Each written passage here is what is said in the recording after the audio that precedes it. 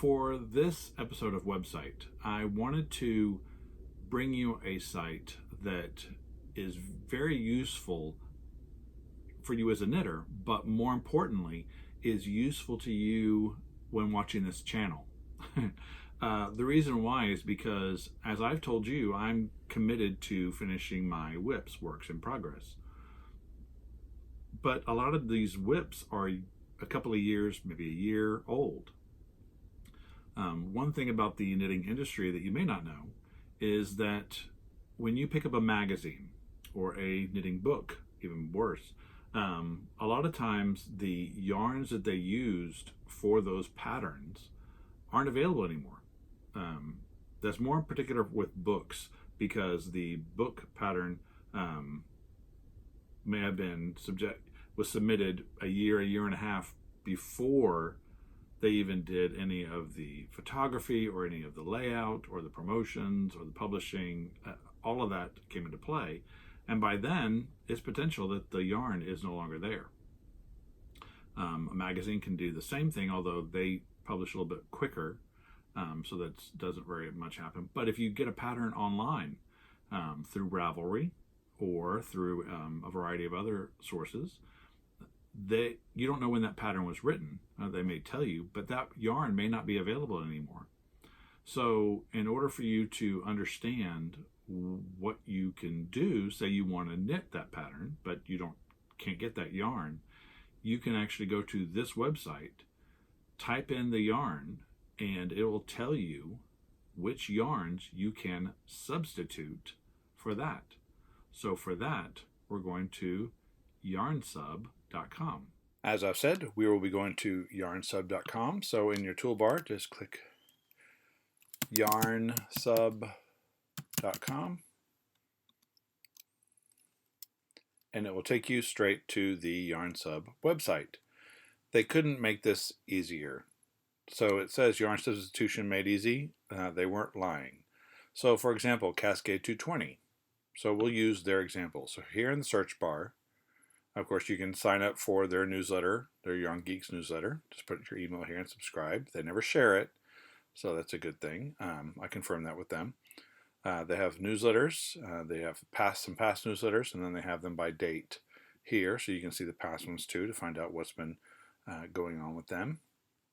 So let's go ahead and type in the Cascade 220. So Cascade 220, and then hit the search icon or enter. And here I'll say, did you mean Cascade 220? Or did you mean Cascade Fingering? Did you mean Sport, Superwash, Superwash Aran, Superwash Merino? There's a lot of different Cascade 220s, but we'll just go ahead with the basic one. So for Cascade 220, you saw how it was filtering. So now it shows suggested substitutes: Knit Picks Wool of the Andes, Knit Picks Simply Wool Worsted, Diamond Galway Heather, Mirasol Yarns, Huni, then Ficulana, Peruvian Highland Wool. So there's a lot of different substitutions. I'm surprised that this Baracco Ultra Wool is so low on their list, because that's one of my go-tos if I was to substitute. That's just my own knowledge. Wool of the Andes is okay. Then let's see, some Gloria by Manos de Uruguay. That's a very good yarn. Great yarn company. And so here then it gets to some other specialties. But you can see there's a lot that you can substitute for, and it gives you percentage. We'll go back up to the top. This gives you a percentage. So this is a 99% match, and then gives you the reasons why it's a match. But then information, this comes in 50-gram balls, so 220, and there's only 101 meters.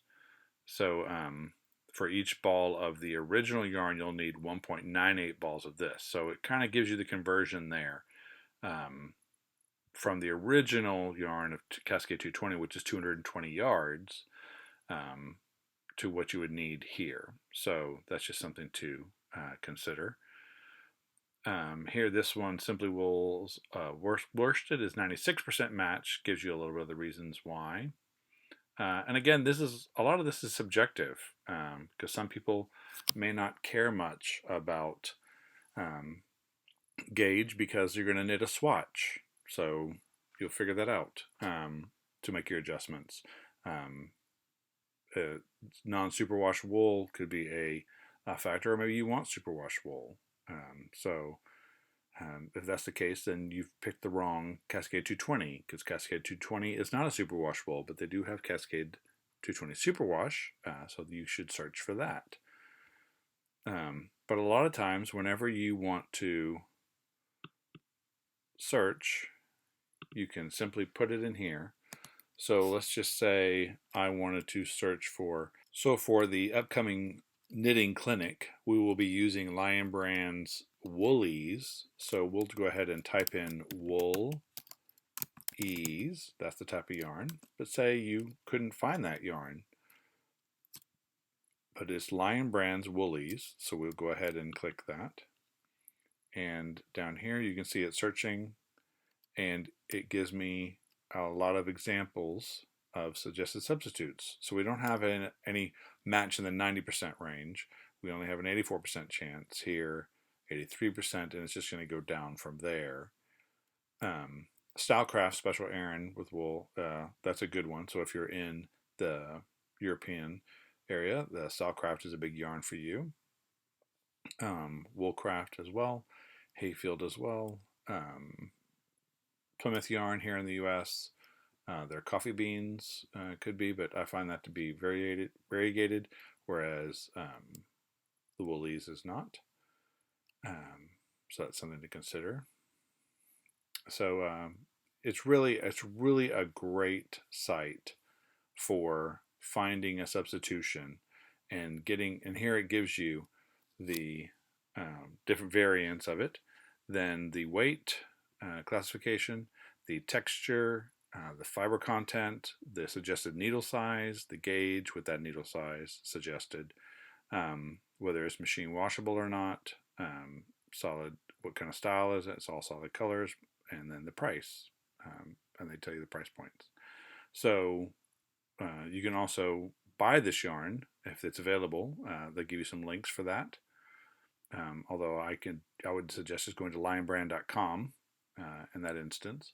But YarnSub is going to be a great resource for you, I think. And if you liked it, then comment on this video. And if you want to see some other site or you have a suggestion, just visit manversusknitting.com and fill out the Contact Us page. And we will go on to our next section, which is LYS.